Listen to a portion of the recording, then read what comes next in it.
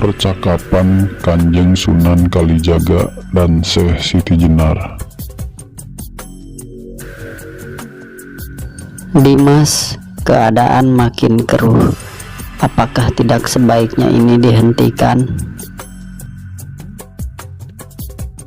Keruh itu berasal dari diri manusia, bukan dari luar manusia.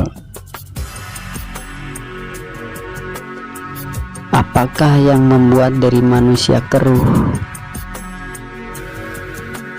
Sebab manusia memberi ruang sebesar-besarnya untuk dirinya, namun tidak untuk pikirannya.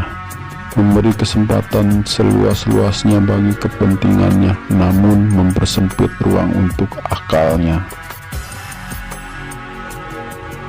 Apakah akal dan pikiran tak menarik hati sehingga tak diberikan ruang itu? Akal dan pikiran selalu menarik bagi hati, namun tak menarik bagi nafsu. Maka hatinya sepi dan berpenyakit karena tak pernah mengambil pelajaran. Bukankah pelajaran terhampar pula di luar dirinya untuk membantu dirinya membaca dan mengambil pelajaran secara lebih mudah, karena tak kuasa mengambil pelajaran dari dirinya sendiri? Semua terhampar secara terang-terangan maupun remang-remang. Yang membuat keruh adalah hati yang teracuni.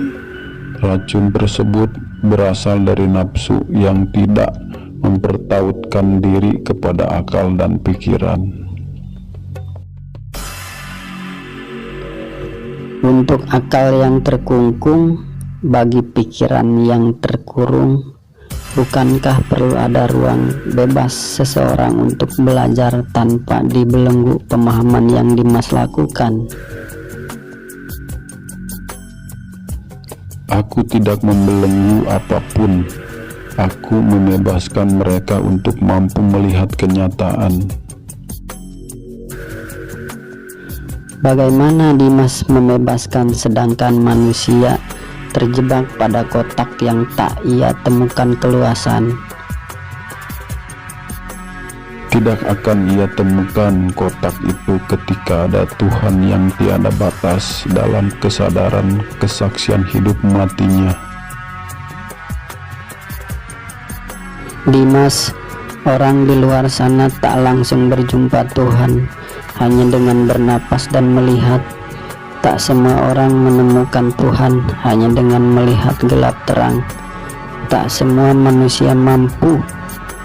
Manusia perlu mengenal garam untuk mengenal asin. Dimas membuat semua orang seolah-olah langsung paham kepada asin hanya dengan melihat laut, sedangkan banyak jiwa memerlukan pengalaman rasa melalui garam. Adalah hal yang wajar apabila manusia memerlukan tahap mendaki dan terjal. Bukankah Kang Mas tahu bahwa aku tak menguakan apapun kecuali apa yang Tuhan kehendaki untuk dikuakan? Apakah mungkin itu kehendak Tuhan? Dan bagaimana apabila ternyata itu merupakan ujian menahan diri di mana seharusnya yang kita sangka perlu dikuakan itu semestinya justru harus tersembunyi? Tuhan tidak menyembunyikan ciptaannya, titahnya. Tuhan tidak menyembunyikan langit, manusia, semesta yang merupakan tajalinya. Manusia yang sering menyembunyikan Tuhan karena menghambat pelampiasan dan pemuasan semua dan sesat.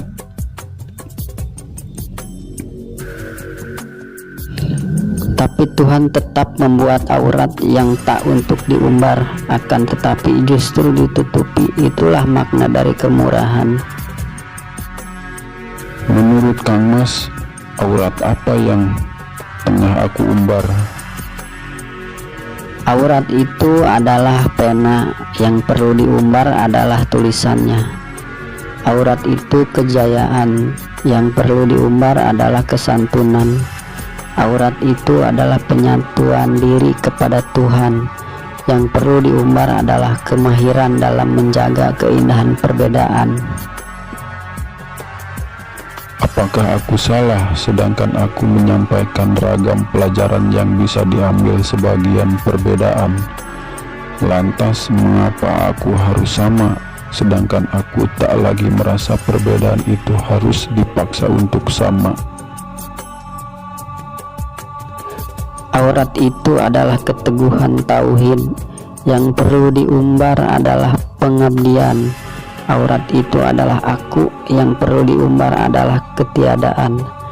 Aurat itu adalah Allah. Yang perlu dipertontonkan adalah insan yang berakhlak mulia.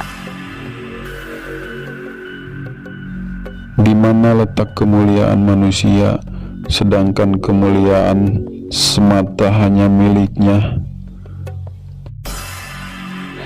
Letak kemuliaan insan adalah kekosongan dirinya pada kemuliaan, sehingga ia bekerja dengan isi kemuliaan yang ditaburkan Allah atas dirinya.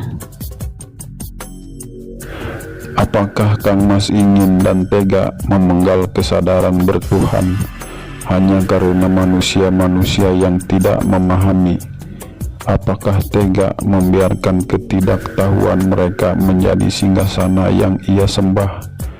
Apakah tega membiarkan ketidaktahuan mereka mencampakkan keberadaan Tuhan, karena yang harus ada hanyalah diri mereka sendiri? Apakah Kang Mas mentolo membiarkan banyak manusia nestapa karena kebodohannya? Akankah Kang Mas tega pikirannya hanya digunakan untuk memikirkan hidupnya dan akalnya hanya untuk mengakali kehidupan? Akankah tegakah?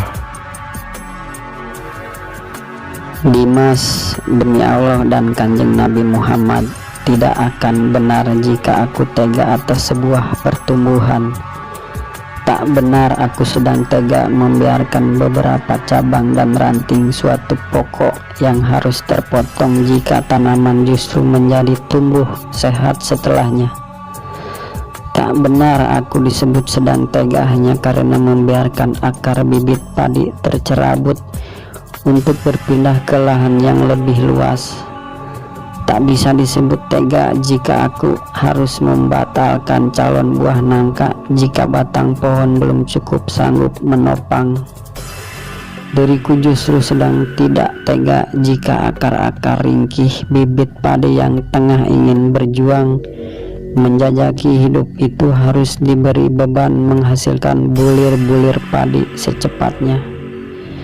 Diriku sungguh sedang penuh ketidaktegaan hati pada batang-batang muda pokok nangka jika harus dibebani sebuah tuntutan untuk mampu menunjukkan gelantung-gelantung buahnya. Lantas, kini apa maunya Kang Mas? Aku takut memiliki kemauan jika kemauan tersebut ternyata bukan darinya. Maka aku tidak menginginkan apapun selain pengertian. Semuanya bekerja dengan sebuah irama saling pengertian. Siang mengerti kapan benderang dan malam mengerti kapan ia mengambil alih siang dengan menghadirkan keredupan. Ada purwa, ada purna, ada yang bermula dan ada yang usai. Ada yang tampak dan ada pula yang tersembunyi. Biarkan pitutur yang tak nampak menuturkan hal yang tidak nampak. Biarkan yang aurat menjadi aurat, yang wedana menjadi wedana. Semua bekerja dengan pengertian agar keteraturan hadir, sehingga keteraturan itu kemudian mendorong hati dan akal manusia untuk mengenal siapa Maha Mengatur dan menaungi kehidupan dengan begitu teratur ini. Pengertian hanya bisa ditempuh oleh pihak yang mengerti. Maka jika pihak yang mengerti tak menjalankan pengertian, bagaimana ia bisa disebut sedang mempersaksikan Tuhan, sedangkan Tuhan terhalangi oleh makhluknya sendiri? Ayo Kang Mas, aku rela. Mari kita lakukan bersama.